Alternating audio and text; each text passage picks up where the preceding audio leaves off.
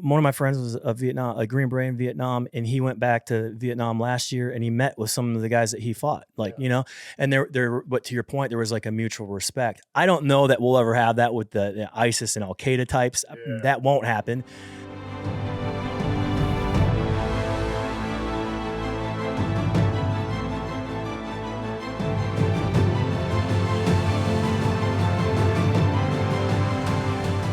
So we're just getting right into it. We're going to get right into it.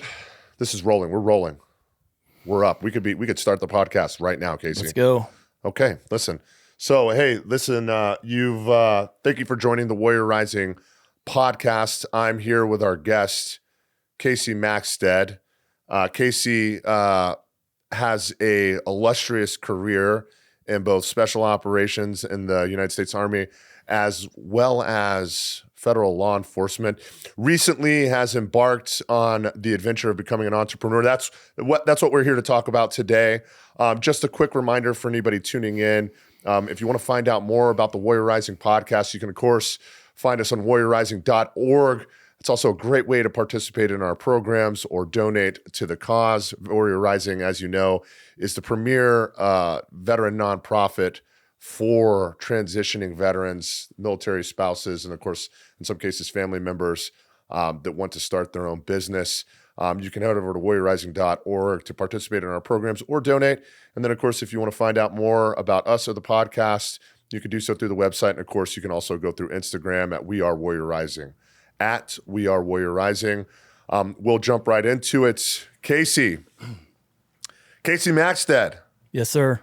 We've known each other for a while, have we not? We have 20 plus years. Yeah, I believe we met at the beginning of 2004, or the end of 2004, beginning of 2005. Me and you were both in the Special Forces qualification course with one another. We were both training to be 18 Echoes. We were. That's right. And as I recall, you had spent a lot of time wanting to get to know and hang out with me because of how cool I was. And I know, I was like the pop, in high school, how there's like a popular kid. Uh-huh. I was like the popular kid in the Special Forces qualification course. Okay. Everybody wanted to hang out with me as far as. That's news. You had not heard that before? I hadn't. Well, listen. In fact, I thought it was quite the opposite, but. Okay. Well, we'll get there. But what I would love to hear more about, how did you find yourself in the Special Forces qualification course? 2004, 2005. The majority of individuals in active duty or in the military at that time maybe had deployed once. It was irregular to have deployed at that point in time. And if you did, it probably meant that you were in one of the initial invasions for either Afghanistan or Iraq, respectively. And if you were volunteering at that time, it 100% meant that you were volunteering. If you were volunteering to be in the special operations community, you were signing up to be in kinetic activity. You were signing up to really get into it because the fighting was really starting to ramp up. It was starting to look like we were going to be in a protracted engagement in both theaters of operation. So why don't you tell me a little bit about how you found your way to the military and what made you decide to become a Green Beret? That's kind of crazy. Yeah, so it's kind of interesting. What inspired me to join the military was 9/11. So I had this conversation last night at the pre-party for Warrior Rising for our event here in Iowa, and somebody had asked me the same question, and I was reflecting, and I remember when the attacks happened on 9/11, it was kind of chaos. Probably was that way everywhere. Yeah. And I remember I went to a gas station to fill my car up to drive home to be with my family. I grew up with my grandma predominantly, so I went home to make sure she was doing okay and everything. Yeah. And when I was standing there, Air Force One flew over my head and had a fighter jet escort. There wasn't another plane in the sky because everything had been grounded. So you knew who it was, and then you saw the fighter jets. And I looked up, and it hit me all at once. I was like, I kind of know what I want to do now. Because at the time I was in college, I didn't really have a clue what I wanted to do. Yeah. And that was kind of a defining moment for me where I made my mind up. So I went, I think it was a day or two after, and I signed up. And I had a recruiter who shockingly gave me great advice. And he's like, listen, you're almost done with college. Why don't you go on the delayed entry program, get your degree, and then you'll have all these options for the military. You can enlist or do officer or whatever. I said, okay. So I went on the delayed entry program, finished college, and I still went in and enlisted. I actually went in with a Ranger contract. Gross. And and when I was at airborne school, I remember like this SF guy came out and he offered up a few spots, and he kind of like gave the spiel on what they do, and I was like, holy crap, that sounds awesome. Tell me about that guy. What did he look like? Was he cool? He looked like what you would picture he was an instructor at airborne school, but he came out, the dude was like put together. Yeah. He was actually an officer. Gross. And, Also gross. And he laid it all out there, and I was like, I'm all about this. Well, at the same time, I actually grew up with a kid since kindergarten here in Iowa, and he had gone the SF route too, and he was already in it. He was in 19th group and out of Utah. And so I bounced some questions off him, and I was like, I got to do this. So that's how I ended up there. So you were an 18 X-ray by the sounds of it. I was. I did not realize that. Yeah. I think when because when I had met you, I mean, how old are you right now? 44. Oh my God, you look definitely way like younger. Yeah, you look like you're in your 50s. Yeah. Oh, I have a question for you, by the way. Yeah, of course. So, do I get a gift? I watched the Sean Ryan show, and he like gives this guys gummies. I expected gummies from you. You saying he gives gummies? Sean Ryan gives out gummies. Gummies. This is the guy who kid talks gummies. This is the guy that talks about conspiracy theories. Like I've seen a couple excerpts from the Sean Ryan show, and he'll have on like he'll have on like somebody who's got a somewhat prestigious background. Yeah. You know what I'm saying? Yeah. So, sometimes it's just a Joker with like face tattoos or something like that, or a Navy SEAL who used to be a girl and now is a guy again, or something weird. Nothing wrong with all that. You know what I'm saying? That guy's got an interesting journey for sure. I would love to have that person on the podcast. But like he'll be like talking about just normal stuff, and he'll be like, anyways, I heard there's a bunch of mercury underneath the pyramids in Mexico. And I'm like, yo, bro, we are going off script. To answer your question, no, I'm not going to give you shit. But that being said, on set, we do have a copy of Nick Lavery's book, Objective Secure. And as a matter of fact, we do have some distilled spirits made popular by Cold Zero. Fantastic brand on the rise. We're going to have an opportunity to talk a little bit about that. But other than that, no, I'm not going to give you anything. Okay. I think I might have a few singles in my wallet, and I might hand them off to you. So getting back on track though, like I remember the first time that I met you. I went to selection. I actually went to selection with Jason, who's the executive director of Warrior Rising. That's how we met. Yep. And the story with that interaction or that meeting was I'd made it all the way to the end, and the bottom of my foot, half of it was coming, my skin was coming off the bottom of my foot. Yeah. And so I was laying in my bunk, and I had read 5 Years to Freedom forward and back probably 3 different times. Oh, yeah. And I was looking to have a conversation. So Jason walked by, didn't know him. I said, hey, man, do I know you from somewhere? No, and I didn't. And he turns around. He's like, I don't think so. But we started a conversation, and we've been friends for 20 plus years now. Yeah. And it's like one of the greatest things that meetings I've ever had, because it opened up all sorts of doors, all sorts of relationships where we are today. Yeah. But get selected, go to the Q course, and I remember being in small unit tactics, and we were busted up, and I had my ruck on my back, and we were going through a swampy area. Yeah. And I had leaned over. I took a knee and had leaned over, and the weight of my ruck pushed my head down into the ground, and my head was underwater. And I feel this hand grab my ruck and pick me up, and I looked over, and it was you, and you were just looking at me. Nobody said a word, and I was like, oh crap, this guy's been. I heard you before that point. Yes. Like I said, vocally, I heard you. I was the popular guy in the special forces. I don't know if that's what how we classified it, but you were definitely vocal. Yeah. I think a lot of people would characterize me as vocal. After that, I ended up at your apartment with a group of guys. We were going out in Fayetteville. Played a game called Edward 40 Hands. Yes. I ended up duct tape back to back, and one of us ended up with some flour in our face. Not finishing off a 40 fast enough. I think this is a good opportunity. Start of a great relationship. Yeah, this is definitely it's a great way to start a relationship. I think it's important to provide some color here, some context. Okay. So at the time I was a junior enlisted kid in the military, and I was living with 2 other roommates, off campus, off post, as it were, attendees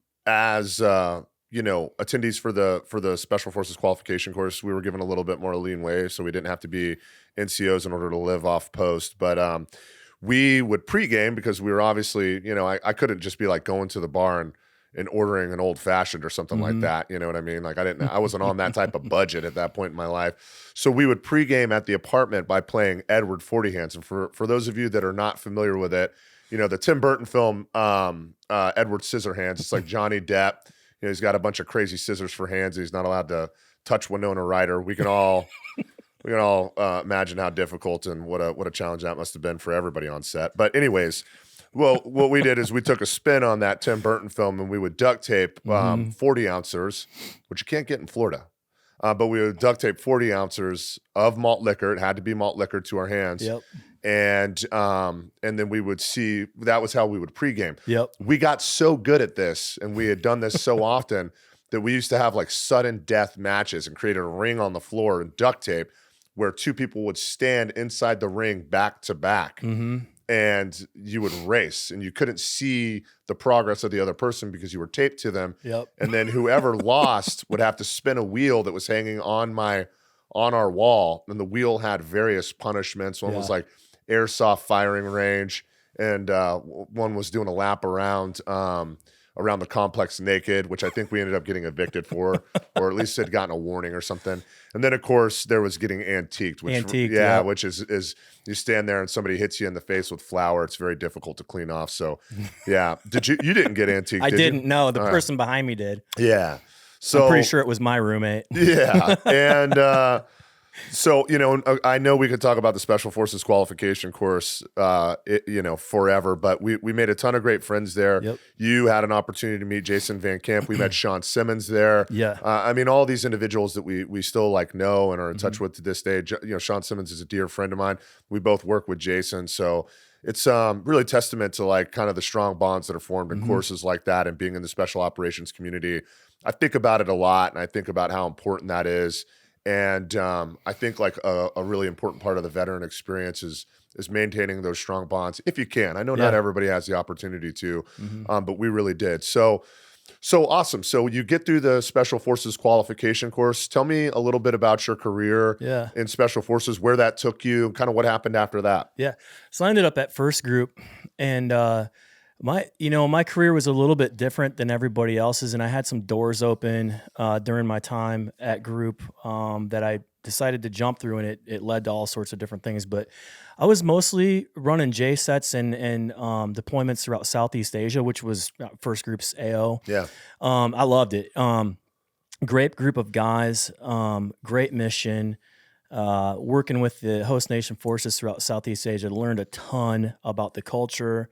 And just, for me, it was like my first experience overseas, really. And it just was an eye-opening experience, and exposed me to what the Special Forces mission really, was all about.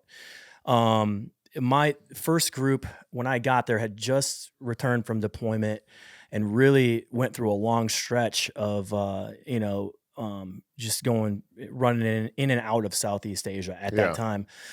So during that time, we had worked with a couple FBI guys, and they had encouraged me to apply, and I did, not thinking anything would happen. And I was offered a position with the FBI. Yep. And I just ran through that door. And I'm sure we'll get into it a little bit, but with what I can get into with the bureau stuff, but I ended up doing a lot more stuff overseas as an agent with special operations and SEAL teams than I did when I was on active duty. It was crazy. Yeah. In fact, my first deployment as an FBI agent, I was attached to my old unit.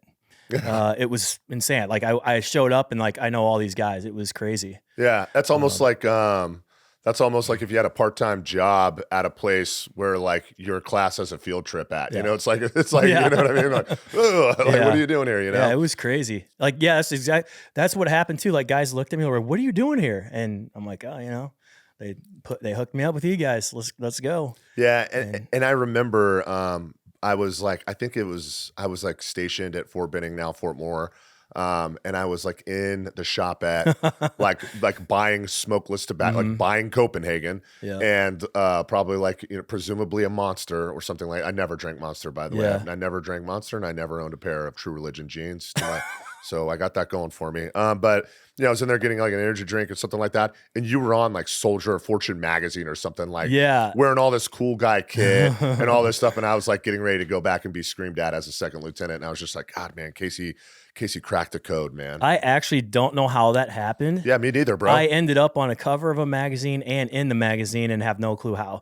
The pictures, I guess, were floating around there and they used them. It wasn't an article about me. It was about, I can't even remember. It was a survival article, I think. Oh, word? And they just put my picture with all of it. Yeah, well, you looked cool. Where was that picture? Who took the picture? I can't remember. It was so long ago. Wow. But a couple people had reached out to me. They're like, "Hey, man, I saw your magazine." I'm like, "What are you talking about?" Yeah. And then I was like on the cover of it. Me included. Me and Sean Simmons both reached out. We're like, I was like, what is going on here? So I was told too by another teammate that somehow they were in a museum and there was a picture of me from the Q course, but it wasn't just a picture. It was like a giant mural in the building. Yeah. And I don't know. My picture just ends up places every now and then. Yeah, it does. I also believe you're in the group shot for SEER. We also had an opportunity to go to SEER school together. So, that was fun. Yeah, it was a real blast. What a blast. But going back to what you were just talking about a minute ago, like with all the guys we went to training with, the thing that I've done a good job of keeping in touch with a lot of different guys, and honestly, that's like the biggest reward from the military is the relationships that you build. I've been super impressed and just like proud of like everything that my buddies have done, yourself included.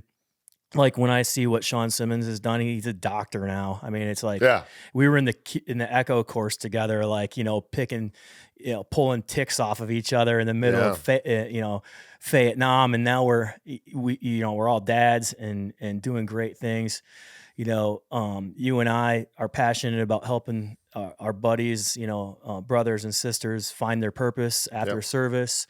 You see what Jason does. I mean, the list goes on, and it's incredible. I mean, I'm super proud of it. Yeah. Of our peer group and just the things that they've accomplished. Yeah. And I like looking back on it, the same people that were like hanging out in that apartment, where we're, obviously taping bottles of malt liquor to our hands. So I don't know if that's necessarily the success barometer, but I will say this, like everybody who was there and all those people, all those faces, all those good friends, they've all gone on to do fantastic things. And I don't think that's coincidental. And I think, the special operations community definitely draws in people that are driven and focused, but it's been awesome to see that. And I will tell you, you have done a fantastic job about keeping in touch with everybody through the years. And I think probably one of your strongest character traits is the fact that you maintain great relationships. And I think that's something to applaud. And I think, making an investment in long-term relationships and friends after you get out of the military is a great way to have a healthy transition, to be completely honest with you. Absolutely. So tell me a little bit more about your time in the FBI. I understand that quite a bit of that is, I don't want to say top secret or like classified, but just like, it's just like, we wouldn't want to, it's like, it's only repeatable and under deposition probably. So I enjoyed my time at the FBI. Like every organization, there's nothing is ever perfect, but the people that I worked with, especially, at the, boots on the ground level, fantastic. Guys and girls that really, want best for the country and give everything they have to protect it. I, got the most I could out of my career. I volunteered for a lot of different things. Went overseas multiple times for multiple different mission sets, working counterterrorism, criminal stuff. So counter drug, counterterrorism. Got attached to the incredible units. I was assigned to the DEA at one point. Assigned to DOD special mission units, and I would love to talk about the stuff that we did there because it's what I always wanted to do. Yeah. But I always tell like my friends and family, I'm like, they're not my stories to tell, and like there's so many people that gave more than I did, and I'm not going to be the mouthpiece for that. But I am incredibly proud of what we did and what we stood for, and it just like. if anybody would ever lose faith in our, military, or that there are people out there doing what's in the best interest of our country, like it would be restored in 2 seconds if you got to work with the people that I did. Yeah. And now I'm, have lifelong relationships with these guys, some of the most highly decorated guys that have ever walked the face of the earth. Absolute Spartans. I mean, it just like gives me chills sometimes to think about it, and everything I did was just to serve others. Whether it was working counterterrorism, the counter ISIS stuff, stuff in Afghanistan, Iraq, whatever, or the counter drug mission, which took me to Central and South America a couple times, which was like probably the most fun I've ever had as an agent. Flying down there, doing stuff kind of on my own or in a small team, and just really having an impact. Like I saw the stuff that we were doing, and it actually absolutely had an impact. And then I finished up my career working crimes against children, which was a huge transition, but no less meaningful. In fact, probably the most meaningful work I've ever done. Because when you do the stuff that we've done before, and you accomplish a mission, there's like a lot of satisfaction. But when you have to see the stuff that I saw for the last 5 years of my career, and you bring those guys to justice, it's like a whole nother level. Yeah. Because I think part of what it is I'm a dad, and every time you would work those cases, you can't work them without thinking about your own kids and like the innocence and the vulnerability. Yeah. Kind of made me a helicopter dad to an extent, but at the same time, just incredibly meaningful work. But, and there's guys out there, men and women, working that stuff every single day to make the world a better place. Yeah. And it's interesting. I think, particularly like when you and I were in the military, and when we, were downrange on deployments, stuff like this, Mm-hmm. it almost, sometimes it felt like there was like a mutual agreement between me and whomever was in that theater operations. I think, when it's Afghanistan, it was Taliban, you know what I'm saying? And when you were in Iraq, it was whatever insurgent group, kind of ruled the day at that time. Yeah. But it was almost like, hey man, you know the rules and so do I. And we just like had this mutual agreement to a degree that we were just going to get it on. But it's very different when you're stateside. It's different when you're dealing with American citizens. And dealing with these individuals that are like very much like predators, Well, I'll tell you what, man, like I don't think so I have a lot of friends that are older guys that were in Vietnam, and, some that were in World War II that have passed, unfortunately. But like one of my friends was a Green Beret in Vietnam, and he went back to Vietnam last year, and he met with some of the guys that he fought, and but to your point, there was like a mutual respect. I don't know that we'll ever have that with the ISIS and Al-Qaeda types. That won't happen. But I will tell you for a fact that in, 30 years, if I ever had a chance to sit down with a person who was a predator of a child, there would be no mutual respect. There'd be respect. Like, no, you're scum. You should still be in jail. Yeah. My personal opinion, lock them up, throw away the key, all of them. Yeah. I think it's like the worst thing that we deal with at a federal level, working those things. These guys are just awful. And it's not something that, in my personal opinion, based on what I've seen and doctors that I've talked to, it's not something that you can fix. It's in that person. So there will be no meeting of the minds down the road between me and them. Yeah. Nobody's going to sit around for a cup of coffee 25 years down the road. I don't think.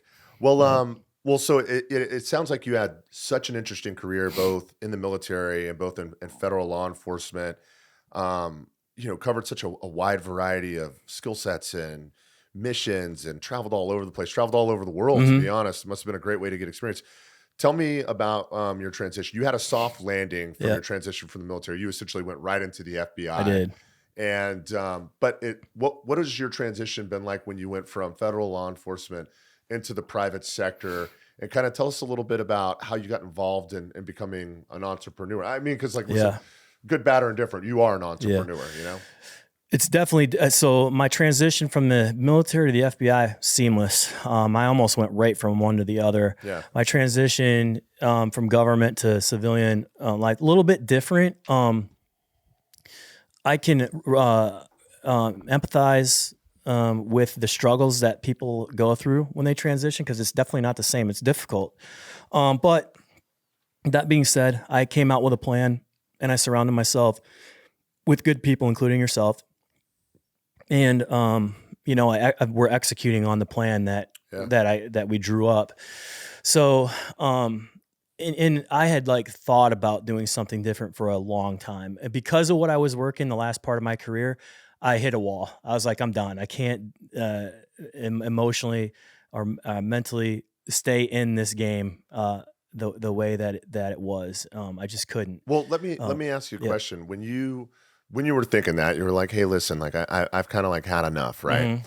And you were thinking of doing your own thing, Mm-hmm. right? I think we all knew you weren't going to get out and become a company man. You weren't going to go get like a job at Progressive Auto Insurance or like working for the city. Yeah. What made you want to become an entrepreneur? Was it because you wanted to work on things you were passionate about? Yeah. Did you want to get rich? Like, what was it? So it's kind of a combination of things. I was actually at a Warrior Rising event, and somebody came up to me and asked me about starting a beer company that would give back to veteran causes. And I was like, I don't want to do that. There's a million of those, like just not interested. I had a conversation with another friend at about the same time who told me about his buddy who had a vodka company and he was out of Idaho and he was a potato farmer. And he's like, he sold his company for $60 million after a few years, blah, blah, blah. And I was like, holy crap. So I start looking into the business, right? Just to learn about it. And I was sitting down one day and it just hit me out of nowhere.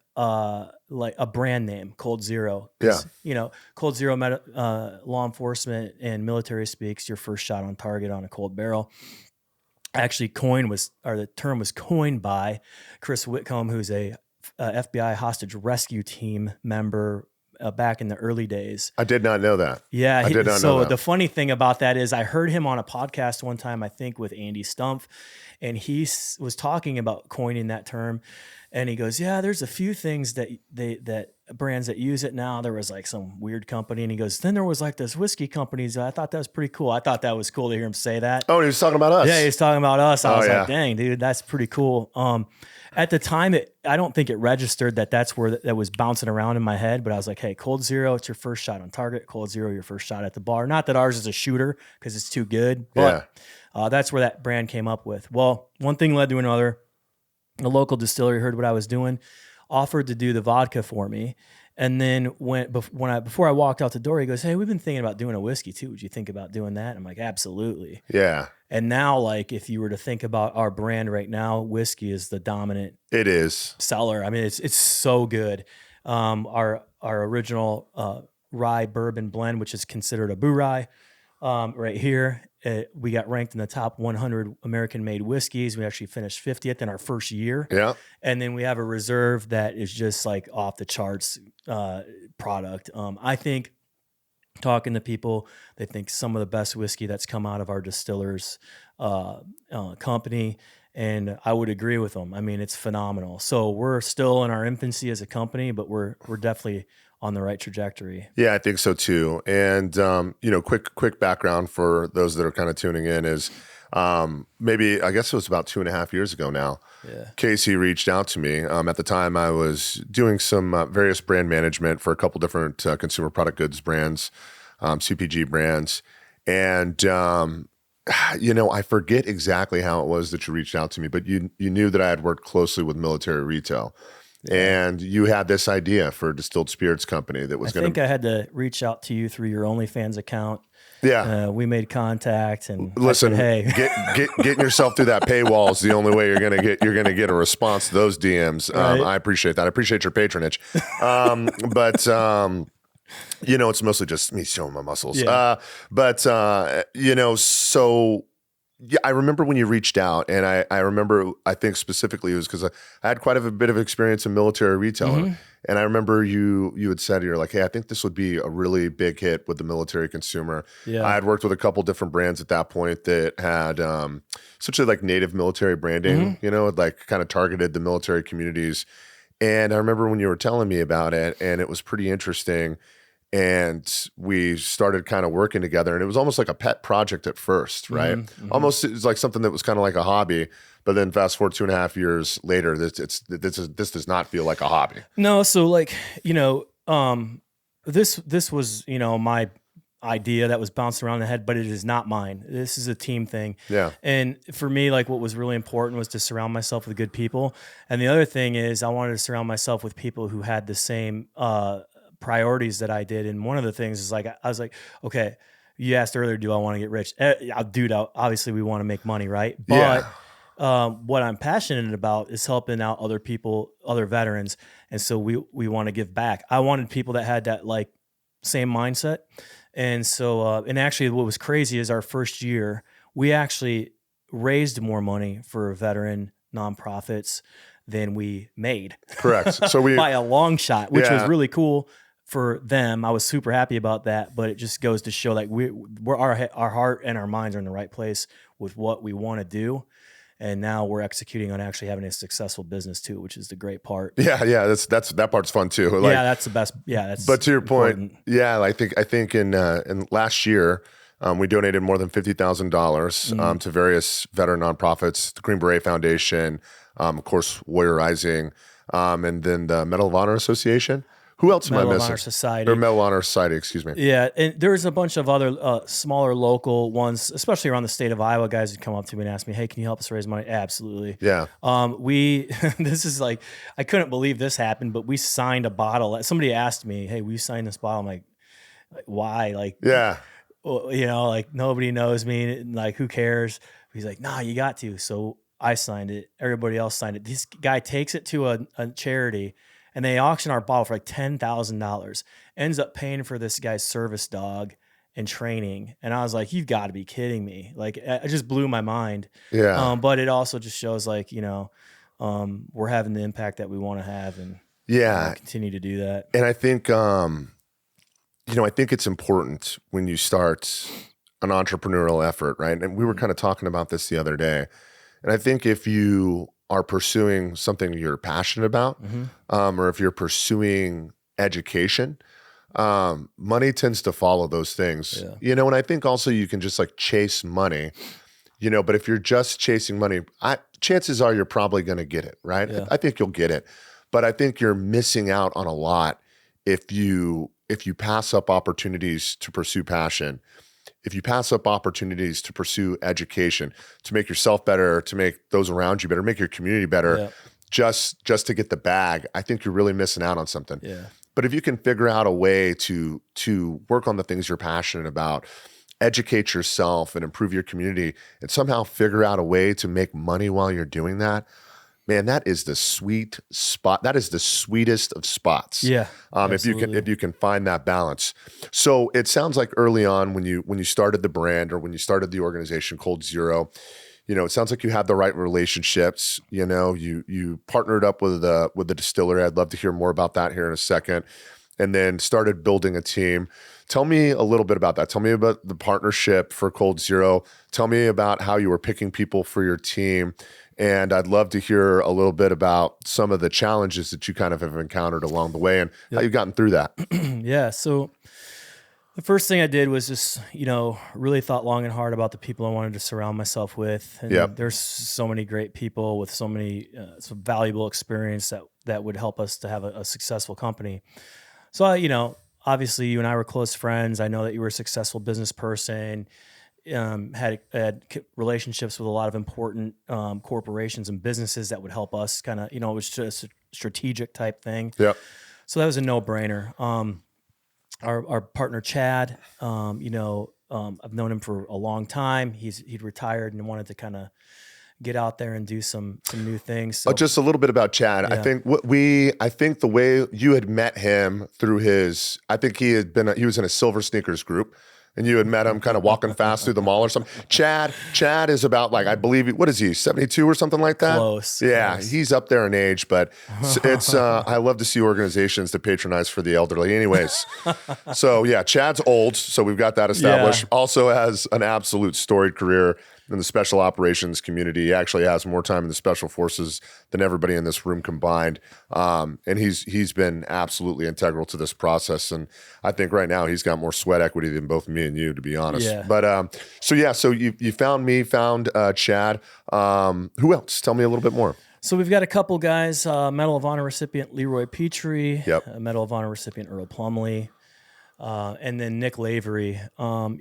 Just guys that have all the intangibles, all the characteristics of good teammates. Obviously, Yeah. these guys are, I don't even know where to start with them, to be honest with you. Yeah. Selfless, guys of integrity and honor, and just guys that bring people together too. Leaders. Important parts of our team that help us get to where we want to go. And we've all worked really well together. We all kind of have our lanes, and we push forward, and we know where we want to go. We're not there yet, but we're certainly on the right path. So you've created this amazing veteran-owned,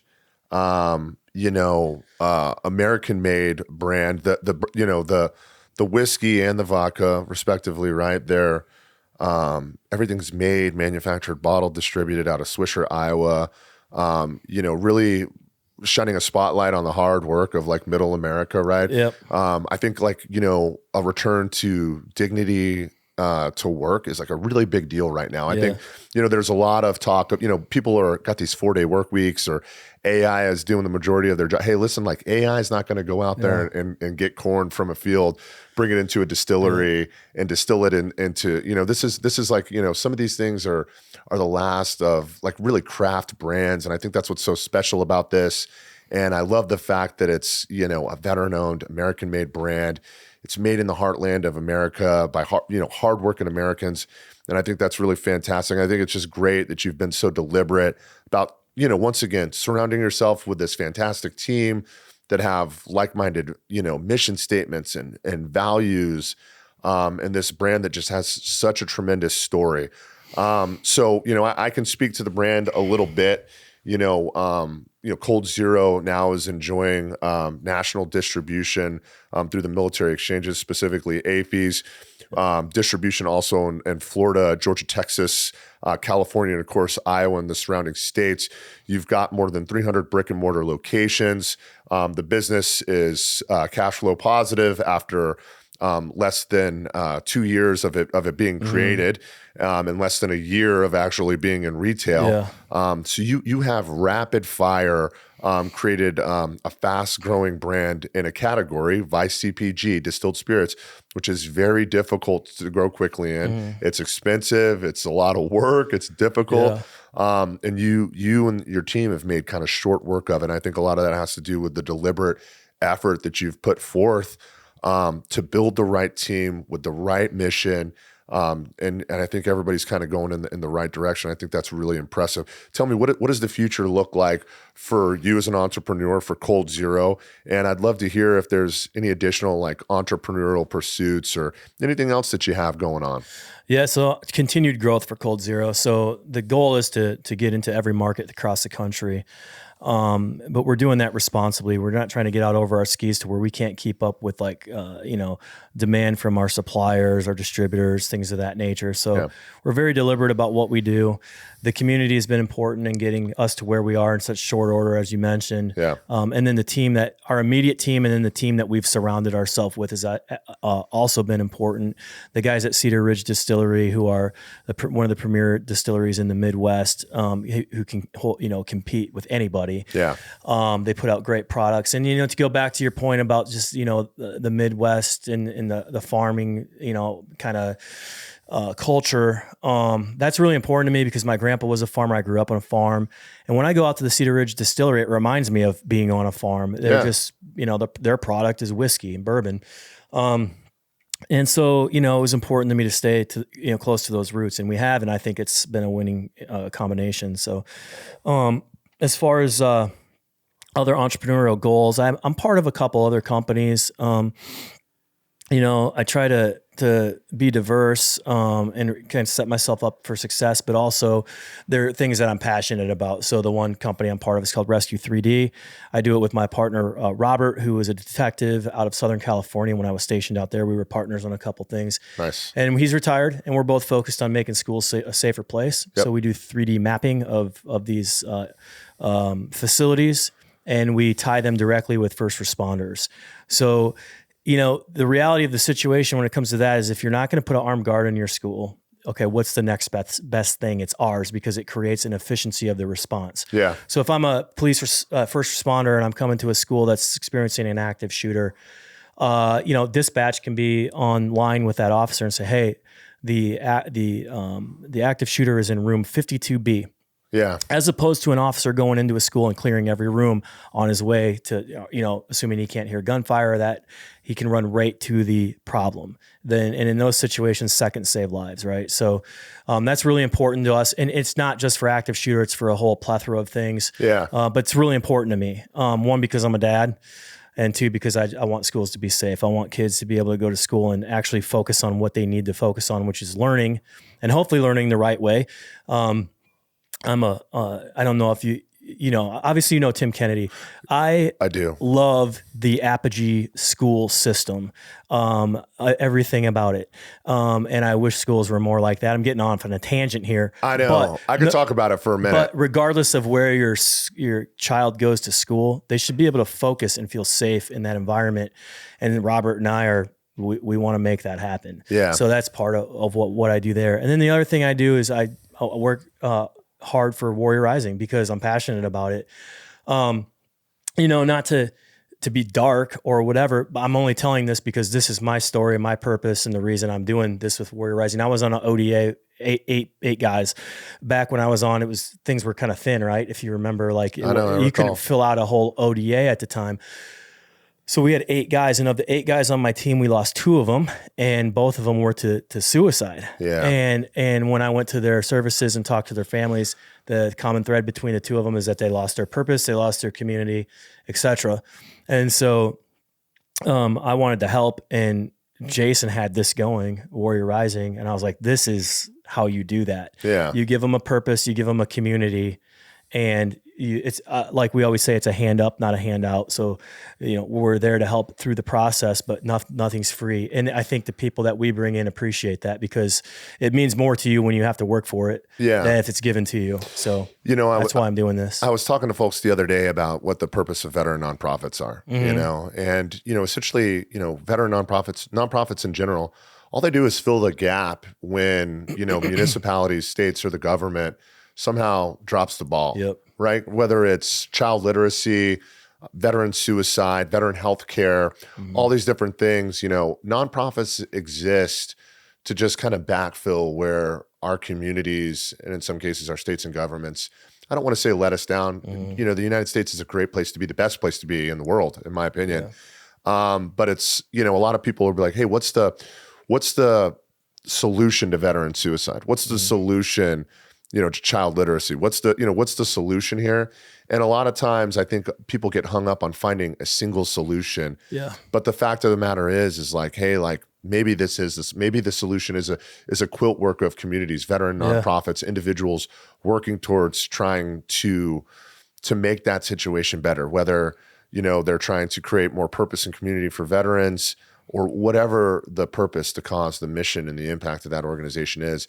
And I think we're remiss to thinking there's an easy answer, like one solution. Yeah. I think the solution is this. I think the solution is people kind of teaming up and creating organizations that can backfill wherever that ball might be dropped.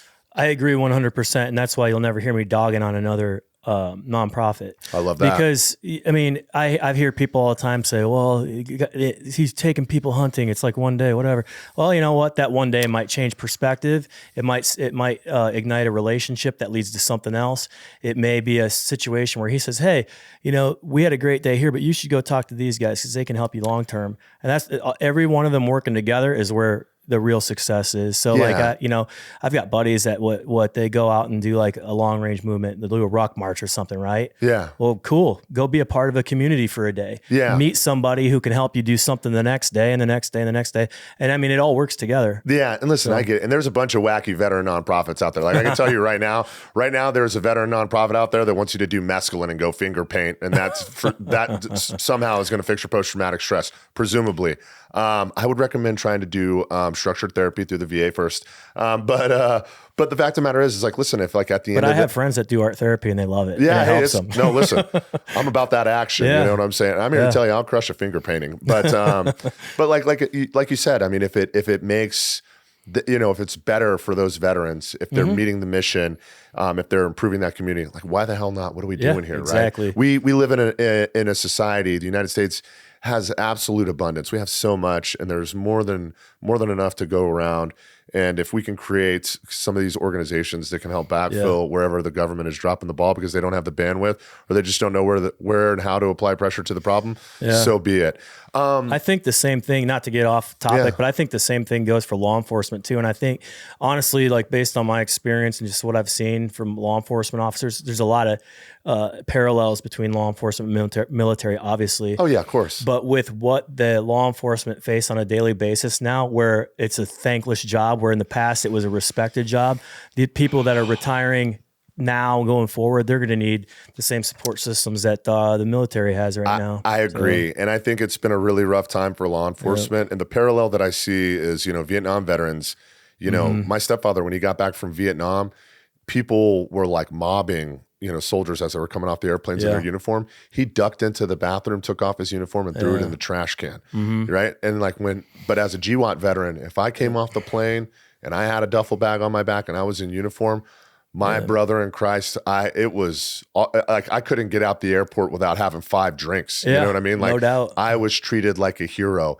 And I think regardless of some of the friction that communities are having with law enforcement, I think we need to recognize that I think the majority of peace officers, right, across the United States are doing the best job they can with what they got. Yeah. And I think, listen, if somebody does wrong, if somebody, commits a criminal act, even if they're in uniform, even if they're law enforcement, dude, hold them responsible. Yeah. But what we also need to work on doing is praising those that are doing a fantastic job every day. Yeah, 100%. I'd love to hear about any resources, things that have helped you along your way as an entrepreneur. Are there any books, resources, podcasts, mentors? What has been helpful for you in terms of learning how to become an entrepreneur? There's no, there's no guidebook. There's no handbook. You can go get your MBA at a top 20, I'm sure. I'm not certain that's going to help you start your own business though. Yeah. I'd love to hear about things that have been helpful along your journey as an entrepreneur that have really helped educate you and help you along the way. I'll be honest with you. I read a lot, but I can't tell you which specific book, really helped me. Yeah. But my network is what helps me. So as well, it's no secret, go out there and I meet a lot of people, meet a lot of great people, and I form meaningful relationships with them. I never, even when I was in the FBI, I would always tell people you can go out and interview a subject and you can maybe get them to tell you something, but if you're authentic with them and build rapport and a good relationship, you're going to get a lot further. Yeah. Every relationship I ever try to build is authentic, and I'm being authentic. And I think that's helped me build a great network of people that have helped me along the way. There's not one person that I can specifically point at. There's a group of people, whether it's, other friends' dads that I've grown up with, people associated with Warrior Rising, which are plentiful. I get a huge lift from them. The network that Warrior Rising has, Stan Teeterman, for example, and Dustin Kaiser out of Napa. These guys have a successful company out there, a winery. And these guys have been instrumental in the development of Cold Zero. They've supported us. In so many different ways, but it's almost like a mentorship that they give and a guidance. It's invaluable. So for me, it's those relationships that I always fall back on. It's coaches, it's teachers, it's instructors, it's teammates. I can pull something from everybody that contributes something that has contributed to our business. Yeah, that's such a great point. When I started my first business, a CrossFit gym, shocking, an SF guy starts a CrossFit gym, but I think there was no book about that. There was no course I could take, and I think one of the things that I did that was really helpful is I reached out to people that I had these great relationships I made. In CrossFit gyms, you spend a couple hours a day there every single day, day in, day out. You get these strong bonds. And I reached out to a lot of former coaches and owners, a lot of which I had known that were in the military and transitioned out and started in the gym. And I hadn't thought of it until you just said it out loud. But I think those individuals were probably the most instrumental in me starting my own gym, because whereas a lot of people were kind of trying to talk me out of it. Yeah. And people, when you start your own thing, when you make a decision to become an entrepreneur, people are going to tell you you're nuts. Yeah. Your family and your friends are going to be like, I hope you know what you're doing. And, you know, deep down inside, you're like, brother, I don't. But it's those individuals, and they're going to be few and far in between, that say, don't worry about it. You can do this. All you got to do is work hard. Yeah. That made all the difference in the world. And even though there's 100 that are going to tell you you can't do it, it's just, all it takes is that one person telling you can to really make a huge difference. I'll tell you right now, there's two things. One, to your point, what you just said about people telling you can or you can't. Everything that I've ever done leading up to now, there was somebody telling me I can't, and I can remember every single one of them. Boy, howdy. I remember my friend's dad telling me, oh, you're a glutton for punishment for going to college. Yeah. And I got like a 3.2 something grade point average, graduated. Hey, look at me now. When I signed up to go to special forces, you should have heard all the naysayers. Oh my God. I'm like, what do you know? Yeah. Like not one person that was in SF ever told me that. It was people who had no clue. So why do I value your opinion? I'm like, I'm going to do it. And I did it. Same thing with business. I had a close family member tell me that there was, back in the day, you remember that Navy SEAL commercial where there was like a footprint and then it got like washed away by the sand or whatever. There should have been a commercial about them just getting their ass handed to them. But you know, that family member was like, he watched that commercial too many times. Yeah. And I was like, I got something for you. 2 years later, I was like rappelling out of a helicopter in Iraq. Yeah. Yeah.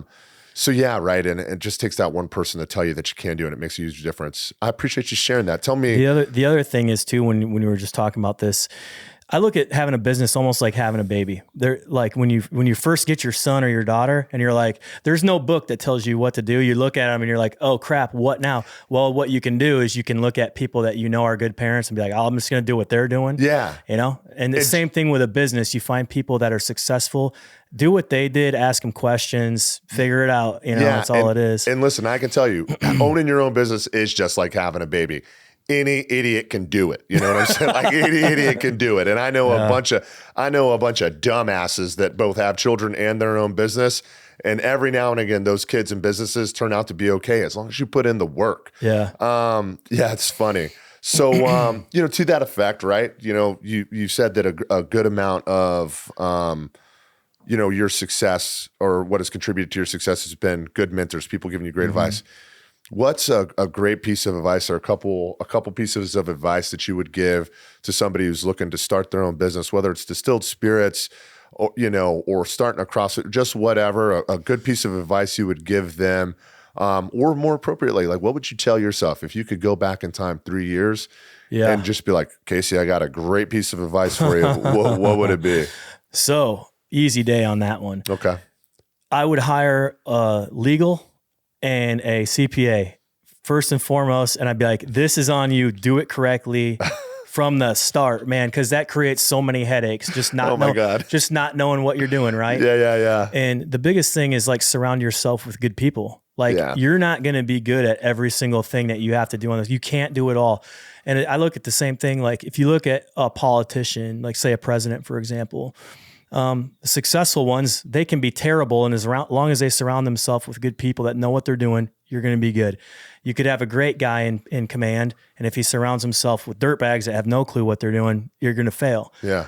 Find people, really think about what you want to do and surround yourself with people that can make that happen. I've surrounded myself with good people, which is why this thing's still going. And I think that's the most important thing. Understanding you can't do it on your own. And understanding that you need to surround yourself with people who might not be your friends, but might be the best person for that position. It'd be the best thing. Good call. Casey, where can people find out more about you, find out more about Warrior Rising, and find out more about Cold Zero Spirits? So coldzerospirits.com is where you can, go and check out our product, check out our team, or you can order our product online through our platform there. Let's go. We're also on Instagram. I'm not a big social media guy, so I don't really... that's going to be something that we do in the future. And we've talked about where we're going to do a better job of that because I know it's important. It's just not my thing. Again, that's where I need to find somebody that knows what the hell they're doing. Yeah, I know. And then, AFES, if you have access to AFES, you can find our product. If it's not there, ask for it, get the chatter started and we'll get it to you. And, just for Rescue 3D, for that company, rescue3d.com, RESCU number 3, letter D. If you're interested in making your schools safer.